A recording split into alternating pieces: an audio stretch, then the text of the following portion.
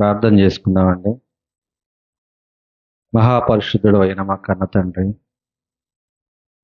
మహోన్నతమైన నీ నామమునకు స్తుతి చెల్లిస్తున్నాము నాయన. ఈ ఆదివారం తండ్రి, యేసుక్రీస్తు వారి పునరుద్ధరణ రోజుగా మేము భావించిన ఆయన. తండ్రి, మరి ఈరోజు వాతావరణాన్ని మాకు అనుకూలపరిచి తండ్రి, మేమందరం కూడా నాయన మీ సన్నిధిలో కూడుకున్నటకు సహాయం చేసిన విధానాన్ని బట్టి మీకు వందనములు తండ్రి. మాలో ఉన్నటువంటి లోపాలను సరిచేసుకుంటూ తండ్రి, మీ వాక్యం ద్వారా మేము తండ్రి ప్రతిదినము నాయన వాక్యం అనే ఉదక స్నానాన్ని చేసుకుంటూ మీరు మాకు చూపించినటువంటి మార్గంలో మీరు నడుస్తూ తండ్రి, లేఖనాల్లో ఉన్నటువంటి సత్యాన్ని గ్రహించుటకు నాయన ప్రతి గురువారం ప్రతి ఆదివారం తండ్రి మేమందరం కూడా నాయన మీ సన్నిధిలో కూడుకొని తండ్రి చక్కగా మీ వాక్యాన్ని ధ్యానిస్తూ నాయన మీ ఆత్మ సహాయంతో తండ్రి మా ఆత్మకు కావలసినటువంటి ఆత్మీయ ఆహారాన్ని దయచేయమని ప్రాధేయపడుతున్నాం తండ్రి. మరి రానటువంటి బిడ్డలను కూడా జ్ఞాపకం చేసుకుని ప్రాధేయపడుతున్నాం తండ్రి.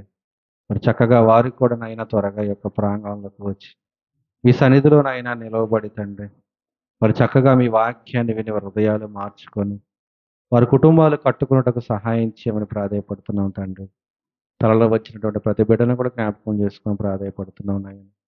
చక్కటి వాక్యాన్ని నాయన మాకు వినిపించి తండ్రి మీ ఆత్మ సహాయాన్ని మాకు అందించిన ఆయన మా జీవితాల్లో తండ్రి 30 60 100 ఫలాలు పొందుకునే విధంగా సహాయం చేయమని ఈ వాక్యం అయినా మమ్మల్ని హెచ్చరిస్తూ తండ్రి మాలో ఉన్నటువంటి లోపాలను సరిచేస్తున్నాయని మేము ఎలా జీవించాలో ఎలా మాట్లాడాలో ఎలా ఆలోచించాలో మీ వాక్యం ద్వారా మా జీవితాలను ఎలా కట్టుకోవాలో నేర్పిస్తున్న విధానాన్ని బట్టి మీకే కృతజ్ఞతాస్తుతులు స్తోత్రములు జరిగి తండ్రి మరి తెలియజేసుకుంటూ నాయన జరగవలసినటువంటి కార్యక్రమంలో మీరే తోడుగా ఉండండి. మీ నామ గణకొత్తగా కొరకు తండ్రి మరి యొక్క కార్యక్రమాన్ని జరిగించిన సహాయం చేయండి. ఈ ఆరాధన కార్యక్రమంలో మీరే మహిమ పొందమని యేసుక్రీస్తు వారి పుణ్య నామంలో ఈ ప్రార్థన అడిగి వేడుకొంచున్నాం మా పరమ తండ్రి, ఆమేన్. మరి చక్కటి వాతావరణం మనకు అనుకూలపరిచినటువంటి మరి తండ్రి అయినటువంటి దేవునికి ముందుగా కృతజ్ఞతాస్తుతులు చెల్లించుకుంటున్నాను. కూడి వచ్చిన ప్రియమైన దేవుని పిల్లలైన మీ అందరికీ మహనీయుడు మన ప్రభు మన రక్షకుడైనటువంటి యేసుక్రీస్తు వారి నామంలో నా యొక్క శుభాభివందనాలు తెలియజేసుకుంటున్నాను. ప్రియులరా, మనం పోయిన వారం మాట్లాడుకున్నటువంటి భాగంలో ఆదికాండము 14వ అధ్యాయము 18 నుంచి 20 వచనాలు మనం చదువుకున్నప్పుడు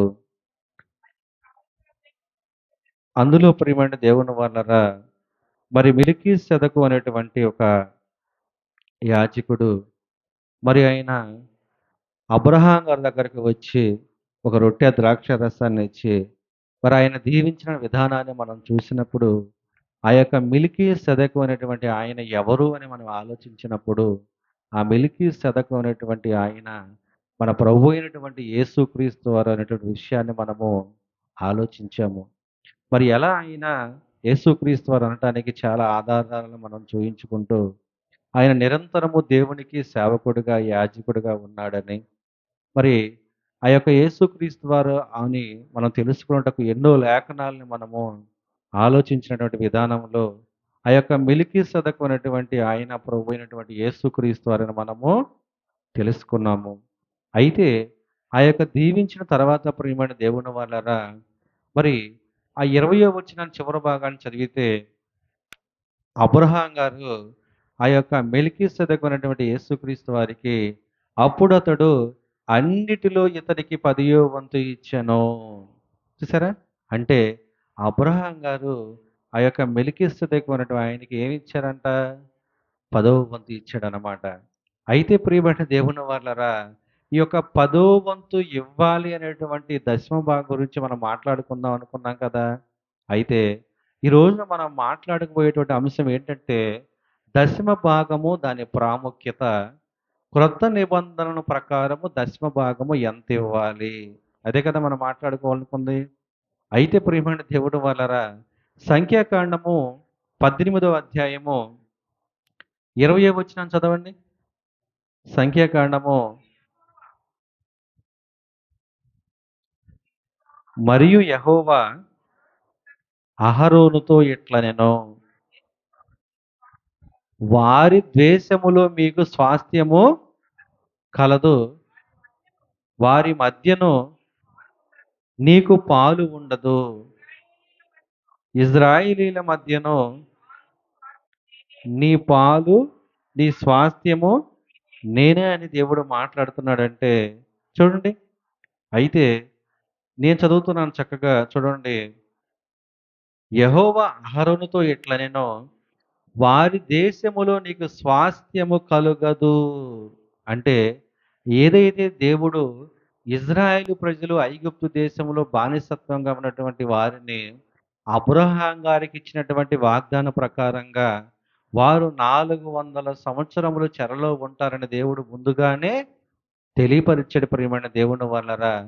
అలా తెలియపరిచిన తర్వాత వారు అలాగనే సుమారు 70 మంది ఆ ఇజ్రాయేలు మరి ఆ యొక్క ఐగుప్తు దేశానికి కరువు వచ్చినప్పుడు వెళ్ళటం జరిగింది. అక్కడ ఉన్నటువంటి యేసేపు గారు తన అన్నలను గుర్తుపట్టడం జరిగింది. ఉన్నటువంటి సమస్య ఏంటంటే అక్కడ ఆహారం కొరతగా ఉంది కాబట్టి, ఐగుప్తు దేశంలో ధనం ఉంది కాబట్టి, ఆ ధనాన్ని కొనుక్కోవడానికి వచ్చినటువంటి ఆ యొక్క అన్నదమ్ములను అంటే ఆ యొక్క అన్నలను ఆయన ఏం చేశాడంటే గుర్తుపట్టి, అన్నలారా ఇదిగో ఇంకా 6 సంవత్సరములు కరువుంది. తండ్రిని మరి మన వారు అందరిని తీసుకొని ఇక్కడికి వస్తే మీకు చక్కగా ఆహారాన్ని సిద్ధపరుస్తానటువంటి వాక్యం మనము విన్నాము.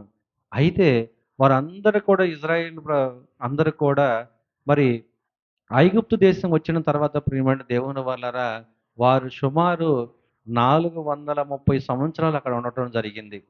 తర్వాత ఈ యేసేపు అనేటువంటి ఆయన చనిపోయిన తర్వాత ఆయన చేసినటువంటి ఆ యొక్క వారికి చేసినటువంటి మేలుని ఐగుప్తు దేశంలో ఉన్నటువంటి ఫరోలు ఆ నెక్స్ట్ తరతరాల నుంచి ఆ పెద్దలు చనిపోయిన తర్వాత వారి పిల్లలు రాజులయ్యి ఆ యేసేపు గారు చేసినటువంటి మంచితనాన్ని వాళ్ళు మరి జ్ఞాపకం తెచ్చుకోకుండా ఆ యొక్క ఇజ్రాయిలీలందరినీ కూడా బానిసత్వంగా ఉంచుకొని వారి చేత వెట్టి చాకిరి చేయించడం అనేది జరిగింది.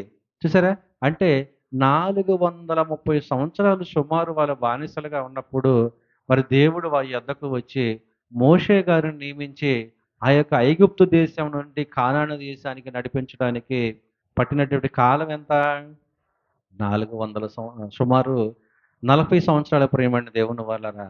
మరి యొక్క 40 సంవత్సరాల్లో దేవుడు వారిని ఒక మంచి వ్యక్తిత్వాన్ని కలిగి, మంచి పద్ధతులు వాళ్ళకి నేర్పించాలని దేవుడు ఏం చేశాడంటే, వారు చేసేటువంటి తప్పిదముల వలనో, వారు చేసేటువంటి అలగటం వలనో, వారు మోపేటువంటి నేరాల వలనో, వారు సణుగుతున్నటువంటి విధానాన్ని చూసి దేవుడు వారికి కొన్ని ఆజ్ఞలు ఇవ్వటము జరిగింది. ఈ ఆజ్ఞలు ఇచ్చడం జరిగిన తర్వాత ప్రియమైన దేవుని వాళ్ళారా, అప్పుడు ఆ యొక్క ఇజ్రాయేలు ప్రజలకి కానాను దేశములో 12 గోత్రాల వారందరికి కూడా భూభాగాన్ని దేవుడు ఏం చేశాడు? పంచాడు. పంచిన తర్వాత ఈ లేవీయులు అనే వారిని ఏం చేశాడో తెలుసా దేవుడు? నా కొరకు మీరు యాజకత్వాన్ని వహించండి. నేను చెప్పినటువంటి మాటలు మీరు వినండి. ఇదిగో ఈ 12 గోత్రాల వారందరికీ కూడా మీరు ఏం చేయాలంటే, నా మాటలు మీరు వారికి తెలియపరచండి అని మాట్లాడుతూ, అక్కడ ఆ యొక్క భూభాగం గురించి మాట్లాడుతున్నప్పుడు ఏమంటున్నాడంటే, దేశములో మీకు స్వాస్థ్యము లేదు. వారి మధ్య మీకు పాలు లేదు. చూసారా? అంటే అందరికి దేవుడు భూభాగాన్ని ఇచ్చాడు. అందరికీ అక్కడ ఉన్నటువంటి ఆస్తుల్ని ఇచ్చాడు. కానీ ఈ యొక్క ఎవరైతే యాజకత్వాన్ని వహిస్తున్నటువంటి లేవీయులకు మాత్రం ఏం చేశాడు దేవుడు? నేనే మీకు పాలు, నేనే మీకు స్వాస్థ్యంగా ఉన్నాను. మిమ్మల్ని నేనే పోషించుకుంటానని చెప్పి దేవుడు ఒక మాటను అక్కడ మాట్లాడాడు. అయితే ప్రియమైన దేవుని వాళ్ళరా, మరి దేవుడు వారిని పోషిస్తానన్నాడు కదా! ఎలా పోషిస్తాడనే విషయాన్ని మనం ఆలోచిస్తే, ఇదే 18వ అధ్యాయము 21వ వచనం చదవండి. ఇదిగో లేవీయులు చేయు సేవకు అనగా ప్రత్యక్షపు గుడారము యొక్క సేవకు నేను ఇజ్రాయేలీయుల యొక్క దశమ భాగములన్నిటినీ వారికి స్వాస్థ్యముగా ఇచ్చి తినే. చూసారా? అంటే ఆ యొక్క మందిరములో సేవ చేయటానికి దేవుడు వారికి ఏమి ఇస్తున్నాడు? ఏదైతే దేవుడు 12 గోత్రాల వారికి 12 గోత్రాలు ప్లస్ లేవీయులు మొత్తం ఎన్ని గోత్రాలు అవుతున్నాయి? 13 గోత్రాలు అవుతున్నాయి. మరి అసలు మొత్తం ఎన్ని గోత్రాలు ఇజ్రాయేలీలు? 12 గోత్రాలే ప్రియమైన దేవుని వాళ్ళరా. అక్కడ వచ్చినటువంటిది పరిస్థితి ఏంటంటే, యేసేపు చనిపోయిన తర్వాత, యేసేపు గారికి ఉన్నటువంటి ఇద్దరు కుమారులకి అర్ధగోత్రం, అర్ధగోత్రం ఇచ్చినప్పుడు, మనం మాట్లాడుకునేటప్పుడు 12 గోత్రాలు అయినా సరే, లెక్కకు మాత్రం ఎన్ని గోత్రాలొస్తాయి? 13 గోత్రాలొస్తాయన్నమాట. ఆళ్ళల్లో లేవీయులను సెపరేట్ చేస్తే, ఆ 12 గోత్రాల వారికి దేవుడు ఏం చేశాడంటే, భూభాగాన్ని ఇచ్చేశాడు. ఆ భూభాగంలో చెప్తున్నాడు, అయ్యా మీరు ఏ పంటేస్తే ఆ పంట పండిద్ది. అందుకని ఈ యొక్క కానాను దేశాన్ని పాలు, తేనెలు ప్రవహించు దేశంగా మనం మాట్లాడుకుంటున్నారు కదా! అయితే మీరు పండించిన పంటలో నుంచి 10వ వంతును తీసుకొచ్చి, దేవాలయంలో సేవ చేస్తున్నటువంటి దైవ సేవకులకి, నా యొక్క యాజకులకి, ఆ లేవీయులు అనే వారికి వారు కూడా ఆహారాన్ని భుజించాలి గనక, వారు కూడా తన అవసరాలు తీర్చుకోవాలి గనక, వారికి ఈ 10వ వంతును తీసుకొచ్చి ఇవ్వమంటున్నాడు ప్రియమైన దేవుని వాళ్ళరా. చూడండి. అయితే ఈ లేవీయులు తీసుకున్నటువంటి 10వ వంతులు కూడా మరలా దేవుడు ఒక కండిషన్ పెట్టాడు. ఏంటి? ఇదే 18వ అధ్యాయము 26వ వచనం చదవండి. నీవు లేవీయులతో ఇట్లనము, నేను ఇజ్రాయేలీయుల చేత మీకు స్వాస్థ్యముగా ఇప్పించిన దశమ భాగమును మీరు వారి యొద్ద పుచ్చుకొనున్నప్పుడు మీరు దానిలో అనగా ఆ దశమ భాగములో దశమ భాగమును యెహోవాకు ప్రతిష్టార్పణగా చెల్లింపవలెను. చూసారా? ఎవరైతే లేవీయులు ఉన్నారో 12 గోత్రాల వారు సంపాదించుకున్నటువంటి సంపాదన అంతటిలో ఆ యొక్క దశమ భాగాన్ని తీసుకొచ్చి లేవీయులకు ఇస్తున్నప్పుడు, ఆ లేవీయులు యాజకత్వాన్ని వహించి దేవుని సేవ చేస్తున్నప్పుడు, వారు తీసుకున్నటువంటి దశమ భాగములో మరలా దేవుడు ఏం చేస్తున్నాడు? అందులోంచి మరలా దశమ భాగాన్ని తీసి దేవునికి ప్రతిష్టార్పణ చేయమంటున్నాడు ప్రియమైన దేవుని వాళ్ళారా. అంటే ఇప్పుడు లేవీయులకి ఇవ్వాల్సినటువంటి దశమ భాగం ఎంత? 10వ వంతు. తర్వాత మనం ముందు భాగంలోకి వెళితే ద్వితీయోపదేశకాండము 12వ అధ్యాయము, ద్వితీయోపదేశకాండము 12వ అధ్యాయము 17, 18, 19 వచనాలు చదవండి. నీ ధాన్యములోనేమి, నీ ద్రాక్షారసములోనేమి, నీ నూనెలోనేమి దశమ భాగమును, ఉమ్, నీ గోవుల్లోనేమి, నీ గొర్రె మేకల మందల్లోనేమి తొలిచూలు పిల్లలను నీవు మొక్కుకొను మొక్కుబడుల్లో దేనిని చదవండి. స్వేచ్ఛార్పణలను, ప్రతిష్టార్పణలను నీ ఇంట తినక నీ దేవుడైన యెహోవా ఏర్పరచుకొనిన స్థలములోనే నీవు, నీ కుమారులు, నీ కుమార్తెలు, నీ దాసులు, నీ దాసీలు, నీ ఇంట నుండి లేవీయులు కలుసుకొని దేవుడైన యెహోవా సన్నిధిని తిని నీవు చేయు ప్రయత్నములన్నిటిలోనూ నీ దేవుడైన యెహోవా సన్నిధిని సంతోషించుదువు. చూసారా? అంటే చూడండి, ఏదైతే లేవీయులకు ఇచ్చినటువంటి 10వ వంతు ఉందో, ఆ 10వ వంతులో వారిని కూడా 10వ వంతు తీయమన్నాడు కదా! ఓకే, బాగానే ఉంది. ఇప్పుడు రెండవసారి ఏం చెప్తున్నాడో తెలుసా? మీరు పండించినటువంటి పంటలో ఇంకొక 10వ వంతు కూడా తీయాలి. దేనికది? దేవుని ఆలయములో జరగవలసినటువంటి పండగలు ఏవైతే ఉన్నాయో, ఆ పండగలను జరిగించటానికి ఎవ్వరిని కూడా ఒక రూపాయి మీరు అడగకుండా, నేను మీకిచ్చేటువంటి ఆస్తి ఏదైతే ఉందో, మీకు నేనిచ్చేటువంటి పంట ఏదైతే ఉందో, నేను మీకిచ్చేటువంటి గొర్రెలు గానీ, మేకలు గానీ, ఎద్దులు గానీ, ఆవులు గానీ, ఏదైతే ఆ సంపద ఉందో, అందులో నుంచి ఇంకొక 10వ వంతు మీరు తీసుకొని దేవాలయం దగ్గరకు వచ్చి, ఆ పండగలు జరిగించి, ఆ పండగల్లో మీరు అక్కడే అందరూ కలిసి భోజనం చేసి మీరు అందరూ కూడా సంతోషించాలని దేవుడు మాట్లాడుతున్నాడు ప్రియమైన దేవుని వాళ్ళరా. అయితే ఇంకొంచెం ముందుకు వెళితే చూడండి, ఇదే ద్వితీయోపదేశకాండము 14వ అధ్యాయము 28, 29 చదవండి. ఇదే ద్వితీయోపదేశకాండము 14వ అధ్యాయము 28, 29. హ్మ్. నీవు వారితో యెహోవా వాక్కు ఏదనగా, నా జీవము తోడు మీరేం ద్వితీయోపదేశకాండము 14వ అధ్యాయము 28, 29 అంతేనా? నీ దేవుడైన యెహోవా నీవు చేయు నీ చేతి పని అంతటిలోనూ నిన్ను ఆశీర్వదించునట్లు 3 సంవత్సరములకు ఒకసారి ఆ ఏట నీకు కలిగిన పంటలో 10వ వంతు బయటకు తెచ్చి నీ ఎంట ఉంచవలెను. అప్పుడు నీ మధ్యను పాలైనను స్వాస్థ్యమైనను లేని లేవీయులను, నీ ఇంటనున్న పరదేశులను, తండ్రి లేని వారిని, విధవరాండ్రులను వచ్చి భోజనము చేసి తృప్తి పొందుదురు. చూసారా? అంటే 3 సంవత్సరములకు ఒకసారి మరలా ఏం చేయమంటున్నాడు? మరలా దశమ భాగాన్ని తీయమంటున్నాడు. అంటే టోటల్‌గా ఒక సంవత్సరానికి వచ్చి సుమారు ఎంత దశమ భాగం అవుతుంది మనం అనుకున్నట్లుగా? 23.5% ప్రియమైన దేవుని వాళ్ళరా.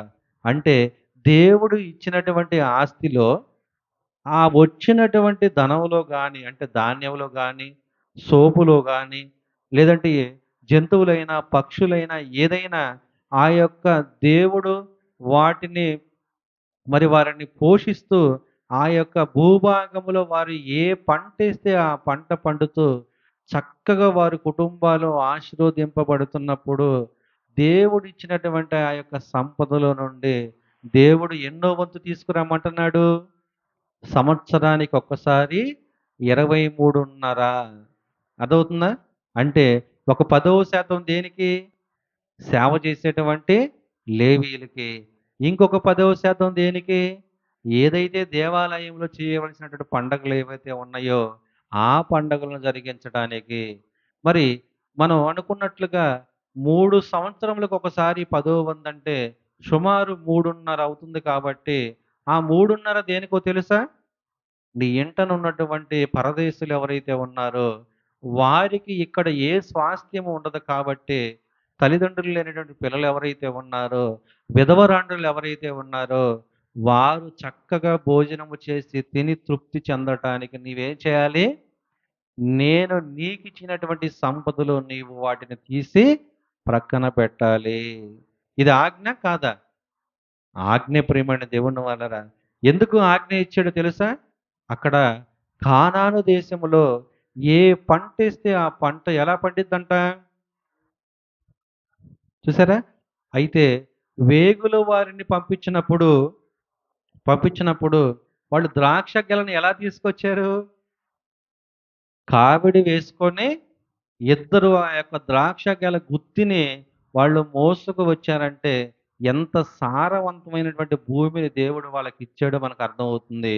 అందులో ఎంత విస్తారమైనటువంటి పంట మనకు పండుతుందో మనకు అర్థమవుతుంది. దేవుడు ఇచ్చినటువంటి ఆ యొక్క పంటలో గాని, దేవుడు ఆశీర్వదించినటువంటి ఆ విధానంలో గాని, వారికి కలిగిన దానిలో నుంచి మాత్రమే దేవుడు ఏం చేయమంటున్నాడు? దశమ భాగాన్ని తీయమంటున్నాడు. మరి ఇలా ఆలోచించుకుంటూ పోతే ప్రియమైన దేవుని వాళ్ళరా, యెషయా గ్రంథము 1వ అధ్యాయము యెషయా గ్రంథము 1వ అధ్యాయము 11-17 వరకు చదువుకుంటే, ఇక్కడికొచ్చేసరికి చూడండి ఎలా మారిపోయిందో. యెహోవా సెలవిచ్చిన మాట ఇదే, నీ నీ బలులు నాకేలా? విస్తారమైన నీ బలులు నాకేలా? దహన బలులు, పొటేళ్లను బాగుగా మేపిన దూడల క్రొవ్వును నాకు వెక్కసమాయెను. కోడెల రక్తమందైనను, గొర్రె పిల్లల రక్తమందైనను, మేకపోతుల రక్తమందైనను నాకు ఇష్టము లేదు. నా సన్నిధిని కనబడవలన మీరు వచ్చుచున్నారే, నా ఆవరణములు త్రొక్కుటకు మిమ్మల్ని రమ్మన్న వాడెవడు? మీ నైవేద్యములు వ్యర్థము, అది నాకు అసహ్యము పుట్టించు. దోర్పార్ దోపార్పణము, దానిని ఇంకను తేకుడి. అమావాస్యయు విశ్రాంతి దినము సభాకూట ప్రకటనను జరిగించుచున్నవి. పాపుల గుంపు కూడిన ఉత్సవ సమాజమును నేను నోచజాలను. చూసారా?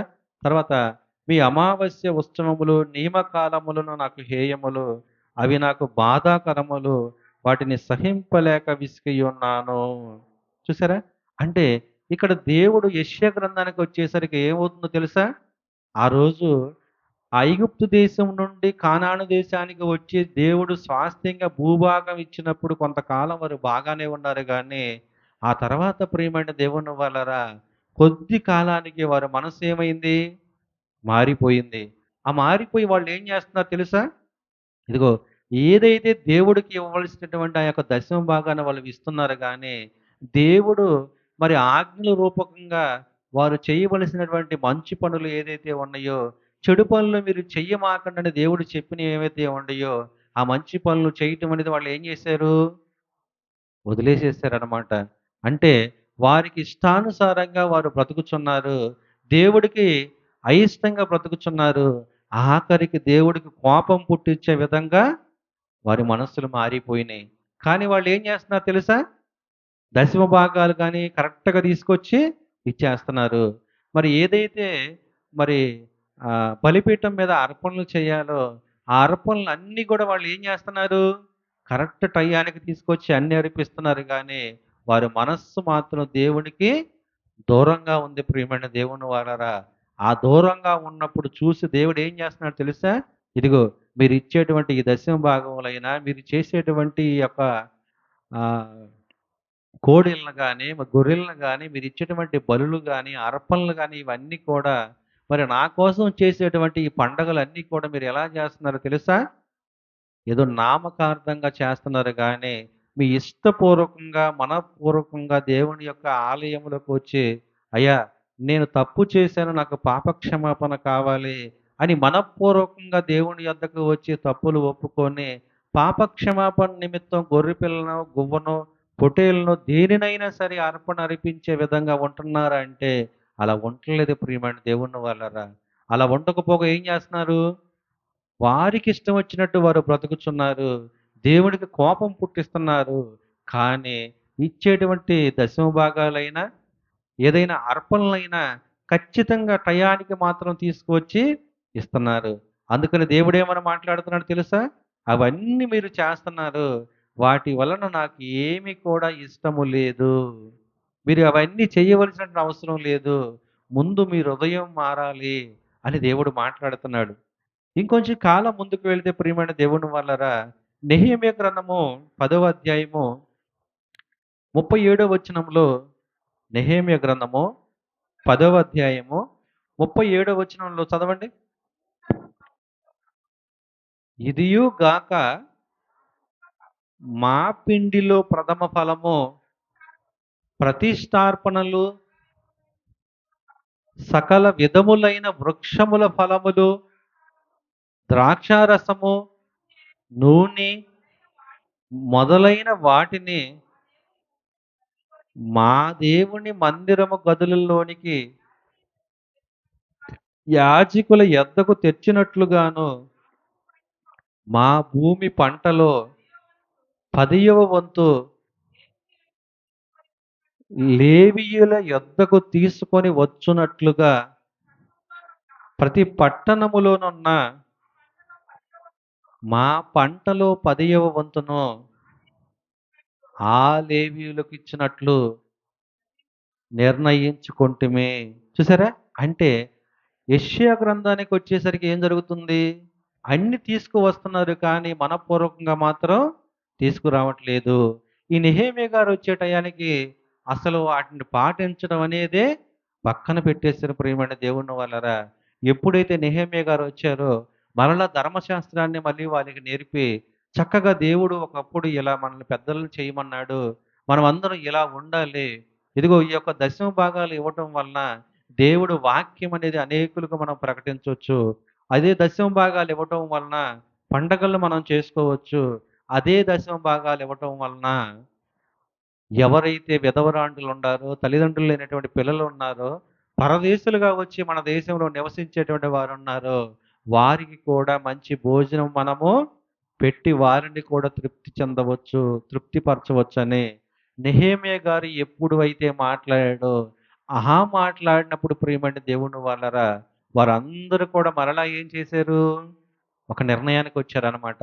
ఆ నిర్ణయం ఏంటి? మరలా దశమ భాగాలు తీసుకొని వచ్చి దేవుడి ఆలయంలో ఆగిపోయినటువంటి కార్యక్రమాలన్నిటిని కూడా మరలా జరిగించడానికి ప్రారంభించారు ప్రియమైన దేవుని వాళ్ళరా. అయితే ఇంకొంచెం మనం ముందుకు వెళితే ఏం జరిగిందో తెలుసా? మత్తయి సువార్త 23వ అధ్యాయము 23వ వచనాన్ని చదివితే, మత్తయి గారు రాసిన సువార్త 23వ అధ్యాయము 23వ వచనాన్ని చదివితే, అయ్యో! వేషధారులైన శాస్త్రులారా, పరిసయ్యులారా, మీరు పుదీనాలోనూ, సోపులోనూ, జీలకర్రలోనూ పదియో వంతు చెల్లించి ధర్మశాస్త్రములో ప్రధానమైన విషయములను అనగా న్యాయమును, కనికరమును, విశ్వాసమును విడిచిపెట్టితిరి. వాటిని మానక వీటిని చేయవలసి ఉండెను. అందులైన మార్గదర్శకులారా, దోమ లేకుండా నట్లు వడియగట్టి ఒంటెను మృంగివారు మీరే. చూసారా? అంటే ఈ యొక్క ఎవరైతే ధర్మశాస్త్రాన్ని పాటిస్తున్నారో, ఎవరైతే ధర్మశాస్త్రాన్ని బోధిస్తున్నారో, ఈ బోధించేటువంటి వారి పరిస్థితి ఎలా ఉందో తెలుసా? ఈ ధర్మశాస్త్రాన్ని పాటిస్తా ఈ యొక్క దశమ భాగాలను తీసుకొచ్చేటువంటి వారి పరిస్థితి ఎలా ఉందో తెలుసా? వాళ్ళు ఏం చేస్తున్నారంటే పుదీనాలోను, సోపులోను, జీలకర్రలోను వారికి కలిగినటువంటి వాటిల్లోనూ పదో వంతును చెల్లిస్తున్నారు. కానీ ధర్మశాస్త్రములో ఉన్నటువంటి ప్రధానమైనటువంటి విషయాలను మాత్రం వారు ప్రక్కన పెట్టేశారు. అవి పాటించడమే మానేశారు. అదేంటో తెలుసా? ఇదిగో న్యాయమును, కనికరమును, విశ్వాసమును. అంటే ఒక దేవుడి మీద ఉన్నటువంటి విశ్వాసాన్ని కోల్పోయారు. ఎవరికైనా ఇబ్బందులు కలిగినప్పుడు వారికి న్యాయాన్ని తీర్చడం పోయి, ఎవరికైతే ధనం ఎక్కువగా ఉందో, డబ్బు ఎక్కువగా ఇస్తున్నారో, వారి వైపు న్యాయాన్ని తిప్పేవారిగా ఉండారు ప్రియమైన దేవుని వాళ్ళరా. అలాగే ఏం చేస్తున్నారు ఇంకా? కనికరాన్ని చూపించడం పక్కన పెట్టేశారు. అంటే ఏంటో తెలుసా? ఇదిగో ఎంతైనా సరే దేవునికి ఖర్చు పెట్టాలనుకుంటున్నారు. ఖర్చు పెడుతున్నారు గానీ, ప్రక్కన బాగుండనటువంటి పరిస్థితుల్లో ఎవరైనా కనపడితే వారిని ఏం చేస్తున్నారు? విడిచిపెట్టేస్తున్నారు. వారికేదైనా ఇబ్బందులు వచ్చినప్పుడు ఏం చేస్తున్నారు? విడిచిపెట్టేస్తున్నారు. అంటే దేవుడు చూపిచ్చేటువంటి, దేవుడు చెప్పినటువంటి ప్రధానమైనటువంటి ఆ 3 విషయాలను వాళ్ళు ఏం చేస్తారు? నిర్లక్ష్యం చేసేస్తున్నారు. కానీ దశమ భాగాలను మాత్రం చక్కగా తీసుకొచ్చి దేవాలయంలో ఇస్తున్నారు. దానిని బట్టి వాళ్ళేమనుకుంటున్నారు తెలుసా? ఇదిగో మేము ఈ భూమి మీద ఏది చేసైనా సరే, అది అక్రమంగా సంపాదించినా సరే, మేము గనక దేవుడికి మేమింత ఇస్తే, దేవుడు మమ్మల్ని ఆశీర్వదిస్తాడు అనేటువంటి విధానంలో ఆ రోజు వాళ్ళున్నారు. ఈరోజు చాలామంది ఉన్నారు ప్రియమైన దేవుని వాళ్ళరా. అంటే ఆళ్ళందరూ కూడా ఎలాంటి ఆలోచనలు కలిగి ఉంటున్నారు? ఎలాగైనా సరే మనము డ ఉండ వ డబ్బున్నటువంటి వారమైపోవాలి. ఎలా అయినా సరే మేము డబ్బును సంపాదించాలి. ఆ సంపాదించిన డబ్బుల్లో కొంత తీసి ఏం చేస్తున్నారు మరలా? దేవునికి కానుకగా ఇస్తున్నారు. మరి ఆ కానుకలను దేవుడు యాక్సెప్ట్ చేస్తాడా? అనంటే యాక్సెప్ట్ చేయడు ప్రియమైన దేవుని వాళ్ళరా. చూడండి అపోస్తుల కార్యములు, అపోస్తుల కార్యములు 4వ అధ్యాయము 32, 35 చదవండి. విశ్వసించు వారందరును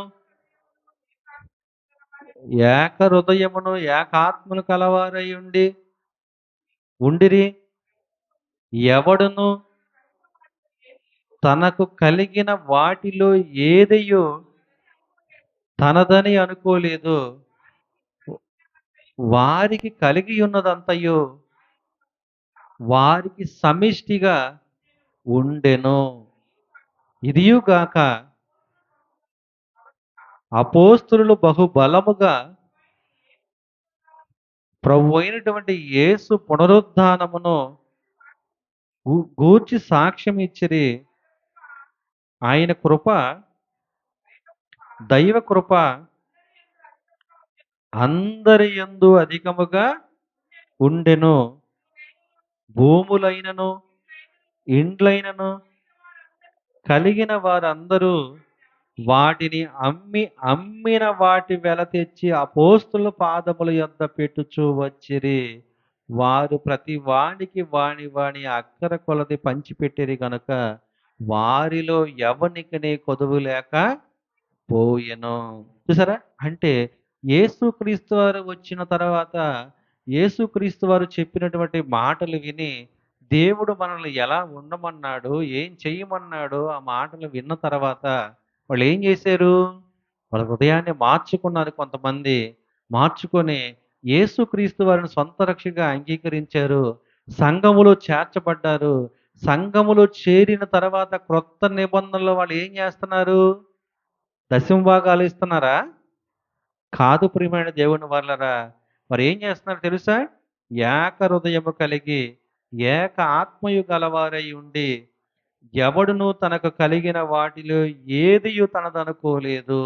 చూసారా?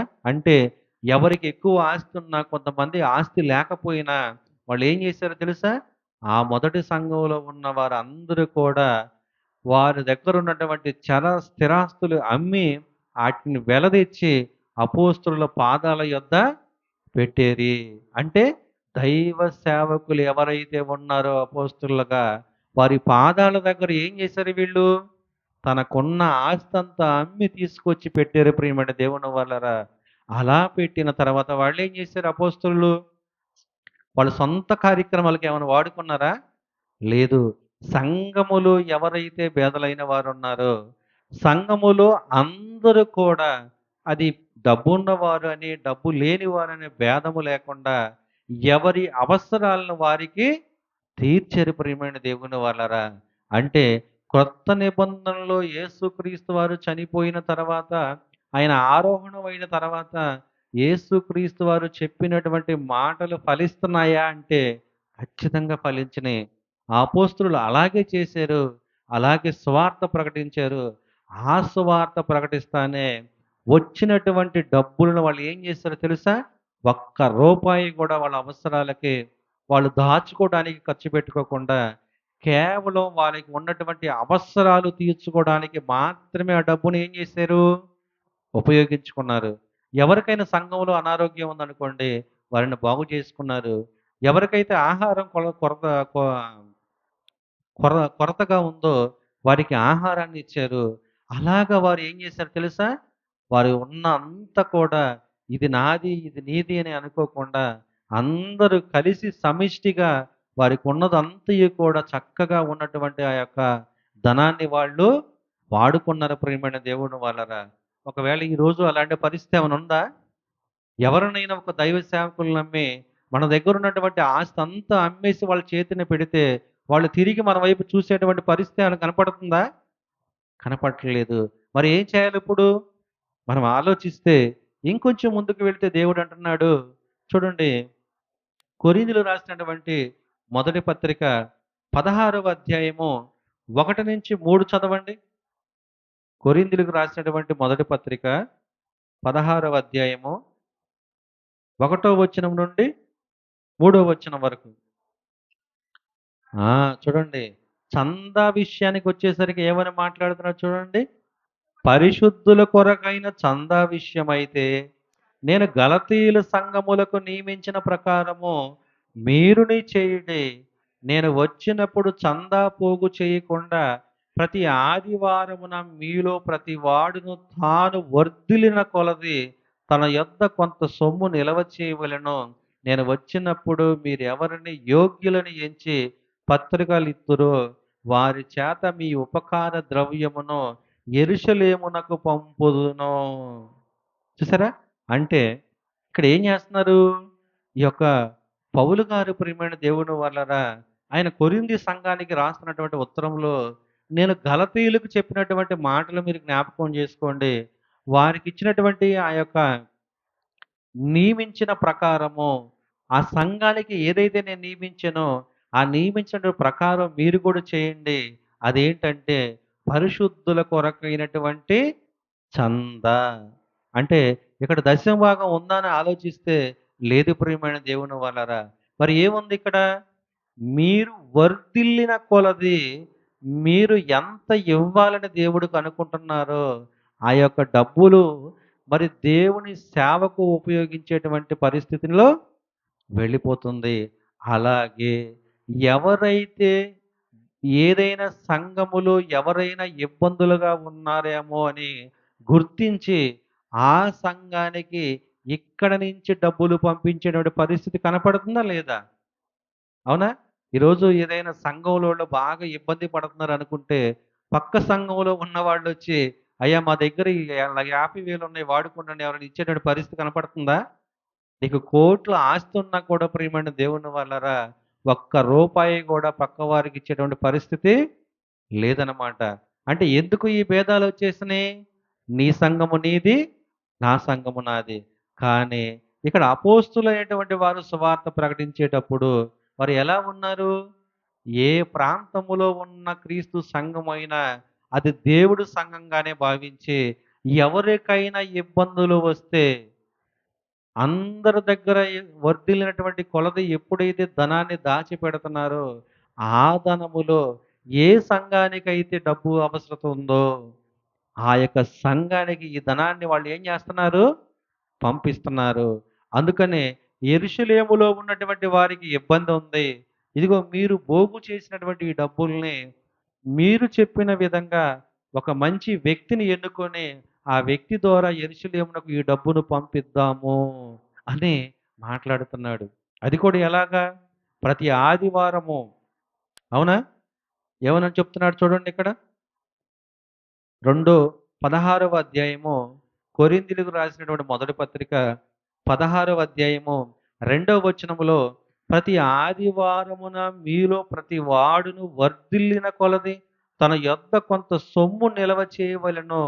నేను వచ్చినప్పుడు మీరెవరైతే యోగ్యులని ఎంచుతారో ఆ ఎంచిన వారికి ఈ డబ్బులు ఇచ్చి ఫలానా సంఘములో ఉన్నవారు ఇబ్బందులు పడుతున్నారు కాబట్టి ఆ సంఘానికి ఈ డబ్బును తీసుకువెళ్ళి చేరవేద్దామని పౌలు గారు మాట్లాడుతున్నారంటే, ఈ పరిశుద్ధుల కొరకైనటువంటి చందాని పోగు చేసినటువంటి వారి దగ్గర నుంచి, నేను దైవ సేవకుడిని కదా! ఈ డబ్బులు నాకు వస్తాయి. నా ఇష్టం వచ్చినట్టుగా నేను ఖర్చు పెట్టుకుంటానని పౌలు గారు ఏమైనా మాట్లాడుతున్నాడా? లేదు. మరి పౌలు గారు ఎంత సేవ చేశాడాయన? 14 పత్రికలు రాసాడు. ఎన్నో దెబ్బలు తిన్నాడు. ఎన్నో సార్లు జైల్లో ఉన్నాడు. దేవుని కొరకు అనేక రకాలైనటువంటి శ్రమలు అనుభవించాడు. అన్ని శ్రమలు అనుభవించినా సరే, ఆయన ఏం చేస్తున్నాడు? ఇదిగో నేను నా చేతులతో కష్టపడి నాకు వచ్చినటువంటి పనిని ఇదిగో నేను డేరాలు కుట్టేటువంటి పని నాకొచ్చు. ఆ పనిని నేను చేసి నేను కూడా కొంత డబ్బును సంపాదించి నా ఆహారం కొరకు నేను వాడుకొని మిగిలిన డబ్బులు నేను మీకు ఖర్చు పెడుతున్నాను కదా! అందుకనే మీరు నన్ను చూసి నేర్చుకోండి అని చెప్పినటువంటి ఆ మాటలు మనం జ్ఞాపకం చేసుకోవాలి. అంటే ఆయన ఎంత సేవ చేసినా సరే ఇదిగో పరిశుద్ధుల కొరకైనటువంటి చందా ఏదైతే ఉందో, ఆ చందాని వారు ముట్టుకోలేదు ప్రియమైన దేవుని వాళ్ళారా. అయితే వాళ్ళు అవసరాలు తీర్చుకున్నారు. అంటే వారికి అనారోగ్యంగా ఉందా? వారు ఆహారం తీసుకోవాలా? వారు ఇంకెక్కడికైనా ప్రయాణం చేయాలా?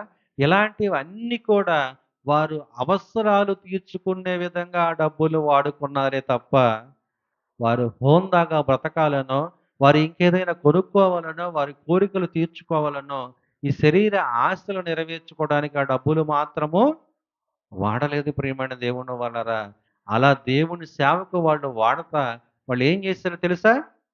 చక్కగా ఇదిగో ఎవరైతే సంఘములో ఉన్నటువంటి అనాథలు గాని, డబ్బు లేని వారు గాని, ఇబ్బందుల్లో ఉన్న వారిని గుర్తు చేసుకొని, ఇది నా సంఘము అని ఒక్క చోట ఏదైతే కొరింథీ ప్రాంతంలో ఉన్నటువంటి వారికి మాత్రమే నేను ఈ యొక్క డబ్బును నేను సహాయం చేస్తున్నాను అనుకోకుండా, ఇదిగో ఎక్కడెక్కడైతే సంఘాలున్నాయో, ఆ సంఘాల్లో ఎవరికైనా ఇబ్బందులు ఉంటే ఆ డబ్బులను అక్కడికి పంపించేటువంటి పరిస్థితికి వాళ్ళెళ్ళిపోయారు. అది నిజమైనటువంటి దేవుని సేవ అంటే. అంతేకాని మనకిష్టం వచ్చినట్టుగా వచ్చినటువంటి డబ్బుల్ని మన అవసరాల నిమిత్తం వాడుకోవడం అనేది తప్పు కాదు కానీ, అవసరానికి మించి ఎదుటి వ్యక్తికి మనం హోందాగా కనపడాలని, మన అవసరాల కంటే ఎక్కువగా ఖర్చు పెడుతున్నాం అనుకోండి, అది దేవుడికి మనము లెక్క అప్పచెప్పుకోవలసినటువంటి పరిస్థితి ఉంది ప్రియమైన దేవుని వల్లరా. అది ఒకసారి గమనించాలి. అందుకని చూడండి, కొరింథీయులు రాసిన రెండో పత్రిక 9వ అధ్యాయం 7వ వచనంలో, ఎవరైతే ఈ యొక్క చందాన్ని ఇవ్వాలనుకుంటున్నారో సనుగు కొనక ఇవ్వాలని చెప్తున్నాడు. అలాగే ఎవరైనా నిన్ను బలవంతం చేసి, ఇదిగో పలానా కార్యక్రమాన్ని మేము చేస్తున్నాం, ఈ 10,000 నువ్వు ఇవ్వాలని చెప్పి నిన్నెవరైనా బలవంతం పెడితే, అలా మాత్రము నీవు ఇవ్వొద్దు. ఎలా ఇవ్వాలి? నీవు వర్ధిల్లిన కొలది నీ దగ్గర ఎంత ధనమైతే ఉందో, నువ్వు ఎంతైతే ఇవ్వగలుగుతావో అంత మాత్రమే ఇవ్వాలని దేవుడు కోరుకుంటున్నాడు ప్రియమైన దేవుని వాళ్ళరా. అంతేగాని దేవుని పని కదా అని చెప్పి అప్పు చేసి చేయమంటల్లా. నువ్వు వర్ధిల్లిన కొలత మాత్రమే నీకు సహాయం చేయమంటున్నాడు. ఆ తర్వాత ఇంకొంచెం ముందుకు వెళితే 2 కొరింథీయులు రాసిన పత్రిక 9వ అధ్యాయము 5వ వచనం, 6వ వచనంలో చెప్తున్నాడు. పిసినారితనముగా నీవు ఉండవద్దు. ఓకేనా? అంటే నీ దగ్గర ధనం ఉన్నా సరే దానిని దాచిపెట్టుకొని అక్కడ అవసరత ఉన్నప్పుడు ఆ అవసరానికి నువ్వు రూపాయి వీయటానికి వెనకాడొద్దు. అది నిజంగా అవసరం ఉంటే ఖచ్చితంగా నీ దగ్గర ధనం ఉంటే ఆ ధనాన్ని నీవు ఖర్చు పెట్టమని చెప్తున్నాడు. తర్వాత ఇంకొంచెం ముందుకు వెళ్తే ఏమంటున్నాడు తెలుసా? ఏమంటున్నాడంటే ధారాళముగా ఇవ్వాలి. ధారాళముగా ఇవ్వడం అంటే నీ దగ్గర లేకపోయినా సరే తీసుకువచ్చి అప్పు చేసి ఇవ్వమనట్లేదు. నీ దగ్గర ఉన్న దాంట్లోనే నీ అవసరాలకు ఉంచుకొని మిగిలినది దేవుని సేవ చేసేవారికి ఇవ్వమంటున్నాడు ప్రియమైన దేవుని వల్లరా. అంతేకాని ధనాన్ని దాచుకునే వారికి మాత్రం ఇవ్వొద్దు. ఎందుకు? ఆ ధనాన్ని దాచుకోవటం వల్ల ఏం ఉపయోగం ఉంటది? అవసరానికి ఉపయోగపడినటువంటి ధనం ఎందుకు అని మరి దేవుడు హెచ్చరిస్తున్నాడనమాట. ఇంకొంచెం ముందుకు వెళితే రోమా పత్రిక 15వ అధ్యాయము 26వ వచనం చదవండి. రోమా పత్రిక 15వ అధ్యాయము 26వ వచనం. రోమీయులకు రాసిన పత్రిక 15వ అధ్యాయము 26. ఏలయనగా యెరూషలేములో ఉన్న పరిశుద్ధులలో పేదలైన వారి నిమిత్తము మాసిదోనియా వారును అకయ వారును కొంత సొమ్ము చందా వేయ ఇష్టపడిరి. అవును, వారు ఇష్టపడి దానిని చేసిరి. వారు వీరికి రుణస్థులు. ఎట్లనగా అన్యజ అన్యజనులు వీరి ఆత్మ సంబంధమైన విషయములో పాలివారై ఉన్నారు గనుక శరీర సంబంధమైన విషయములో వీరికి సహాయం చేయ బద్ధులై ఉన్నారు. చూసారా? అంటే ఎవరైతే యెరూషలేము సంఘములో ఉన్నటువంటి వారు పేదలైనటువంటి వారు ఉన్నారో వారికి కొన్ని అవసరాలు ఉన్నాయి. ఆ అవసరాలు తీర్చుకోవడానికి వాళ్ళ దగ్గర డబ్బులు లేవు. వారు భేదమైనటువంటి వారిగా ఉన్నారు. వారి అవసరాలు తీర్చడానికి ఏం చేశారు వాళ్ళు? ఎక్కడ వాళ్ళు? అకయ్య వారు, మాసిదోనియా వారు కొంత చందా రూపంలో డబ్బును దాచిపెట్టి యెరూషలేములో ఉన్నటువంటి పేదలకి సహాయం చేశారు. ఈరోజు మనం కూడా అదే నేర్చుకోవాలి ప్రియమైన దేవుని వల్లరా. ఎక్కడో ఏదో ఒక చోట ఎవరికైనా ఇబ్బంది ఉందనుకోండి, మనం వర్ధిల్లిన కొలది మనం ఏం చేయాలి? సహాయం చేయాలి. అది మా సంఘం కాదు కదా! అది మా వాళ్ళు కాదు కదా! అనేటువంటి ఆలోచన అస్సలకు ఉండకూడదు. అదే విధంగా సంఘంలో ఉన్న వాళ్ళకే చేయాలా? అలా కాదు. ఎవరైనా సరే ప్రతి ఒక్కరు దేవుడు పిల్లలే గనక మరి దేవుడు ఈ భూమి మీదకి అందరిని తల్లి గర్భంలో నుంచి తీసుకొస్తున్నారు గనక కొంతమంది దేవుణ్ణి గుర్తెరిగి ఉంటారు.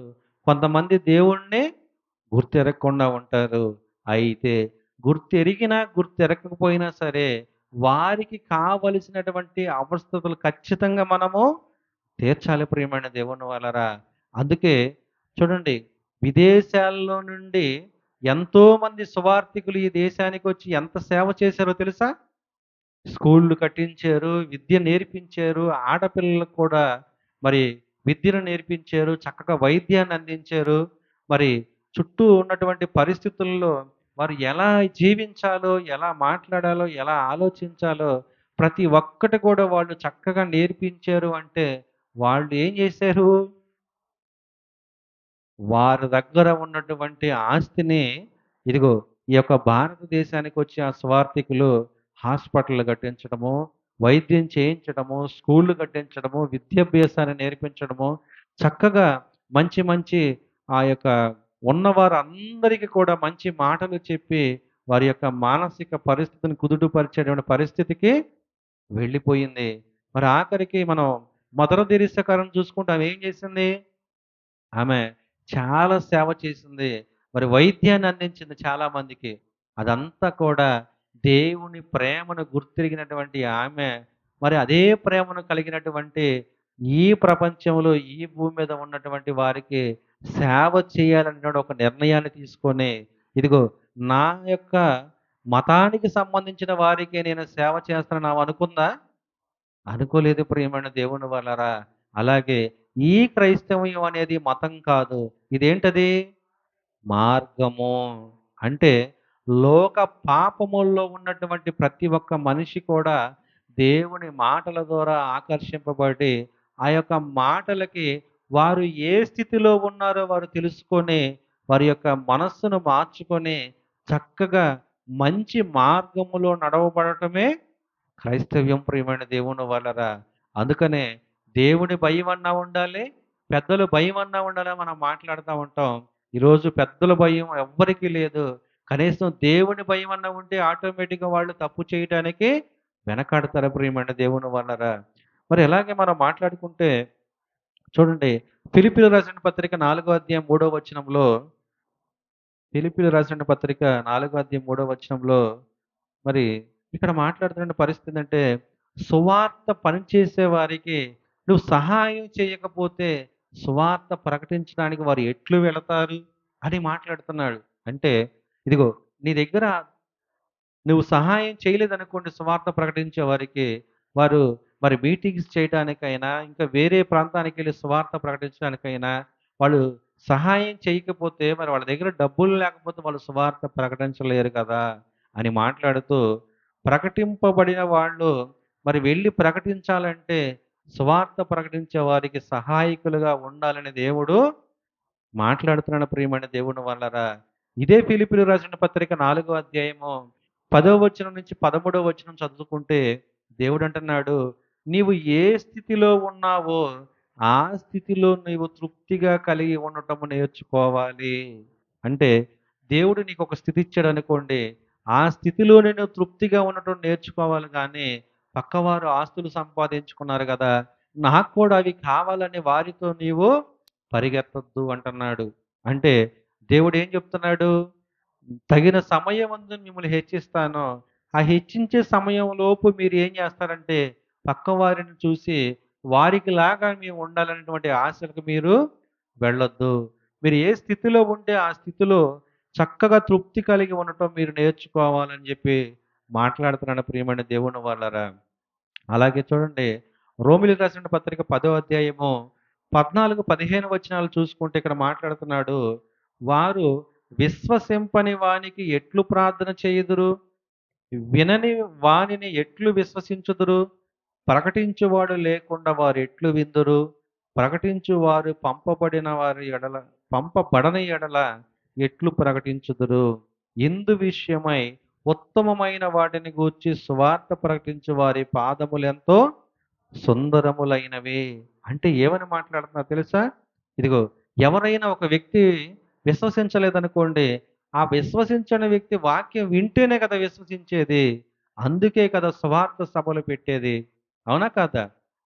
అంటే క్రొత్త వారు కూడా వచ్చి ఆ యొక్క సువార్త సభల్లో దేవుడు వాక్యాన్ని విని క్రీస్తును గూర్చినటువంటి మాట విన్నప్పుడు వారి హృదయం ఏమవుతుంది? కదిలించబడుతుంది. వారు మార్పు చెందడానికి అవకాశం కలుగుతుంది. అందుకని ప్రియమైన దేవుని వలన ప్రకటించువారు పంపబడని యెడల అంటే పంపబడాలంటే ఏముండాలి అక్కడ? పంపబడాలంటే ఆ యొక్క దైవ సేవకులు మనం ఏం చేయాలి? సహాయం చేస్తే వాళ్ళు ముందుకు వెళ్ళి ఒక సువార్త సభ పెట్టడమో, ఒక ఊరికెళ్ళి సువార్త ప్రకటించడమో, లేదంటే ఏదైనా ఒక మంచి కార్యక్రమాలు చేయటమో, లేదంటే ఏదైనా పేదవారికి సహాయం చేయటమో, లేదంటే ఒక అనాథ ఆశ్రమంలోకి ఎవరికైనా మరి కాయలు గానీ, ఫ్రూట్స్ గానీ, వారి అవసరాలు తీర్చడానికి సబ్బులు గానీ, షాంపూలు గానీ, కొబ్బరి నూనె డబ్బాలు గానీ ఇలాంటివి ఇవ్వటం జరుగుతుంది. అవునా కాదా? ఏదో ఒక చాలామంది ఏం చేస్తున్నారంటే వాళ్ళ కుటుంబంలో ఎవరైనా పుట్టినరోజు కార్యక్రమం ఉందనుకోండి, లేదైనా ఎవరికైనా జ్ఞాపకార్థ సంబంధించినటువంటి కార్యక్రమాలు ఉన్నాయనుకోండి, వాటిని పురస్కరించుకొని సంవత్సరానికి ఒకసారి మరి ఆ యొక్క అనాథాశ్రమంలో గానీ, అంగవైకల్యం ఉన్నటువంటి పిల్లలు గానీ, ఆ ఆశ్రమంలో ఉన్నటువంటి వారికి సహాయం చేయటం అనేది జరుగుతుంది. కానీ మనమైతే ఏం చేయాలి? అంతకు మించి ఎక్కువగా వారికి సహాయం చేయాలంటే సంఘం అంతా కూడా కలిసి ఏం చేయాలి? పరిశుద్ధుల కొరకైనటువంటి చంద వారు వర్ధిల్లిన కొలది తీసుకొచ్చి సేవకుడికి అప్పజెబితే, ఆ సేవకుడు తన అవసరాలకు మాత్రమే వాడుకొని మిగిలిన డబ్బులన్నీ కూడా సువార్తకి ఖర్చు పెట్టాలి.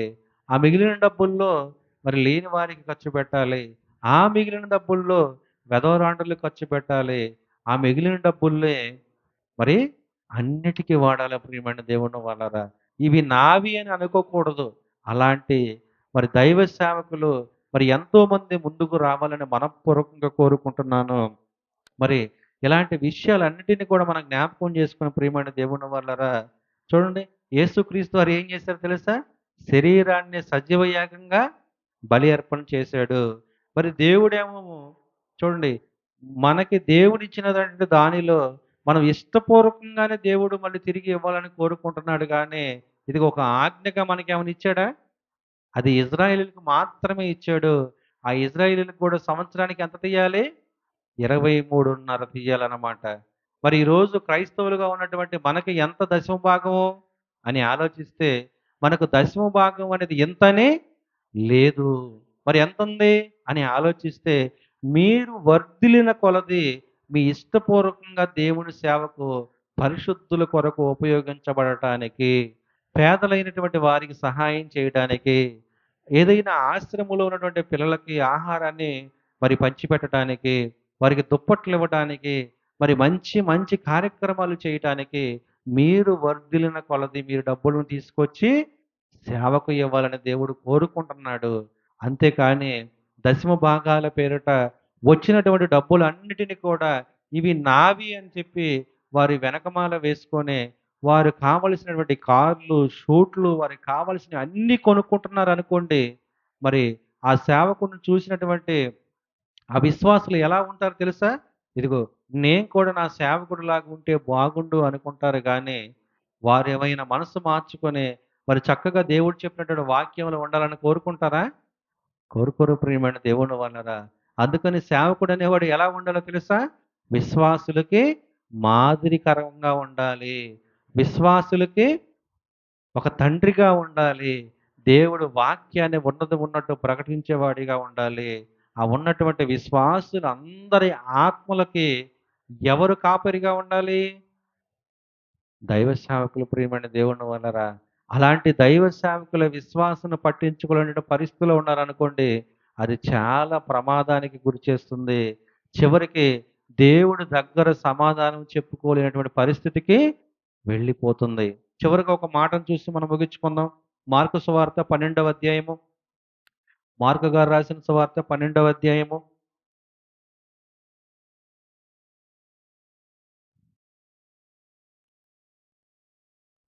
41-44 వరకు చదవండి. ఆ! ప్రభు అయినటువంటి యేసుక్రీస్తు వారంట మరి సువార్త ప్రకటించడానికి ఏం చేశాడు? సమాజ మందిరములో వెళ్ళాడు. సువార్త ప్రకటించిన తర్వాత కానుకల సేకరణ జరుగుతుందన్నమాట. అక్కడ యేసుక్రీస్తు వారు ఏం చేస్తున్నాడు చూడండి. ఆయన కానుక పెట్టె ఎదుట కూర్చుండి జన సమూహము ఆ కానుక పెట్టెలో డబ్బులు వేయుట చూచుచుండెను. ధనవంతులైన వారు అనేకులు అందులో విశేషముగా సొమ్ము వేయుచుండరి. చూసారా? అంటే ధనవంతులైనటువంటి వారందరూ కూడా ఏం చేస్తున్నారు తెలుసా? విశేషముగా అందులో డబ్బులు వేస్తున్నారంట. కానీ ఒక ఆమె ఏం చేసిందో చూడండి. ఒక బేద విధవరాలు వచ్చి 2 కాసులు వేయగా, ఆయన తన శిష్యులను పిలిచి, కానుక పెట్టెలో డబ్బులు వేసిన వారందరికంటే ఈ బేద విధవరాలు ఎక్కువ వేసినని మీతో నిశ్చయముగా చెప్పుచున్నాను అని మాట్లాడుతూ, ఆ కింద చూడండి, వారందరూ తమకు కలిగిన సమృద్ధిలో నుండి వేసిరి గాని, ఈమె తన లేమిలో తనకు కలిగినదంతయు అనగా తన జీవనమంతయు వేసినని చెప్పెను. చూసారా? అంటే ధనవంతులందరూ కూడా డబ్బు ఎలా ఏశారు? తనకు కలిగిన దాంట్లో కొంత తీసి మరి చందా రూపంలో వేయటం జరిగింది. కానీ ఆ పేద విధవరాలు తనకు జీవనానికి ఉంచుకున్నటువంటి ఆ 2 కాసులను తీసుకొని వెళ్ళి కానుక పెట్టెలో వేసింది. అంటే ఆమె దేవుని ఎదుట విశ్వాసం కలిగి ఉండబట్టే వేసిందా లేదా? అంతేకాని రేపు నా జీవనం ఏంటి అనేటువంటి ఆలోచన ఆమెలో లేదు. ఆమె దేవుడి మీద మాత్రమే విశ్వాసం ఉంచుకుంది. అందుకని దేవుడు కూడా ఏం చేస్తున్నాడు? కానుక పెట్టెలో డబ్బులేసిన వారందరికంటే ఈ పేద విధవరాలేసిన 2 కాసులు మాత్రమే దేవుడు హెచ్చిస్తున్నాడు. అందరికంటే ఆమె ఎక్కువేసిందని దేవుడు ఏం చేస్తున్నాడు? గొప్ప చేసి మాట్లాడుతున్నాడు ప్రియమైన దేవుని వాళ్ళరా. అంటే మనం కూడా ఏం చేయాలో తెలుసా?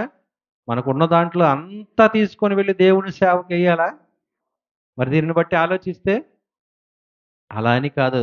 అక్కడ దేవుడు ఏం చేస్తున్నాడంటే, ఇదిగో వాళ్ళు హృదయాలు మార్చుకోకుండా, వారి మనస్సు మార్చుకోకుండా, వారు చెయ్యవలసిన లోక సంబంధమైన కార్యక్రమాలన్నీ చేసి, వారికి కలిగిన దానిలో కొంత సొమ్ము తీసుకొని చందా వేసిన, ఈ పేద విధవరాలు వేసిన 2 కాసుల కంటే ఎక్కువ డబ్బులు వేసిన, కానీ ఈ పేద విధవరాలు మాత్రం తనకు కలిగిన దానిలో ఆమె సంతృప్తిగా బ్రతకటం అనేది నేర్చుకుంది. లోక ఆశల్లోకి వెళ్ళకుండా ఉండాలని నేర్చుకుంది. దేవుడి మాటకు విధేయురాలై బ్రతకటానికి నేర్చుకుంది కాబట్టి, తన జీవనంకు ఉన్నటువంటి 2 కాసులను ఆ పేద విధవరాలు చందా రూపంలో వేసింది కాబట్టి, దేవుడు ఆమెను ఏం చేశాడు? ఘనంగా ఎంచుతున్నాడు ప్రియమైన దేవుని వల్లరా. మనం కూడా దేవుని సేవను కొనసాగించడానికి మనం కూడా ఏం చేయాలి? చందా రూపంలో వేసి, ఆ చందాని అనేకులైనటువంటి పేదవారికి ఉపయోగించే విధంగా, సంఘములో ఎవరికైనా బాగాపోతే వారికి ఉపయోగించే విధంగా, మరి అటన్నిటిని కూడా వాడుకోవాలని దేవుడు మనల్ని హెచ్చరిస్తున్నాడు ప్రియమైన దేవుని వల్లరా. మరి ఈ యొక్క విషయాలన్నిటిని కూడా మీరు గమనించుకొని, చక్కగా మరి దేవుడు చూపించినటువంటి ఆనాడు ఇజ్రాయేలుకి ఇచ్చినటువంటి దశమ భాగాలు కాక, ఈరోజు మనఃపూర్వకంగా దేవుని సేవకి అర్పణ అర్పించడం అనేది చేయమంటున్నాడు. ఎక్కడో ఆన్‌లైన్‌లో ఉన్నటువంటి వారు ఎవరికో సహాయం చేసే బదులు, మీ దగ్గర మీ ప్రాంతంలో ఉన్నటువంటి చిన్న చిన్న సంఘాలు ఆఖరికి కూటికి కూడా లేక, వారికి అనారోగ్యం వస్తే వారు చూపించుకునే పరిస్థితి కూడా లేక సేవ చేసేటువంటి చాలామంది దైవ సేవకులు ఉన్నారు ప్రియమైన దేవుని వాళ్ళరా. వారిని కూడా జ్ఞాపకం చేసుకోవాలి. వారికి కూడా మనం సహాయం చేసే వారిగా ఉండాలని మనఃపూర్వకంగా కోరుకుంటూ నా మాటలు ముగిస్తున్నాను.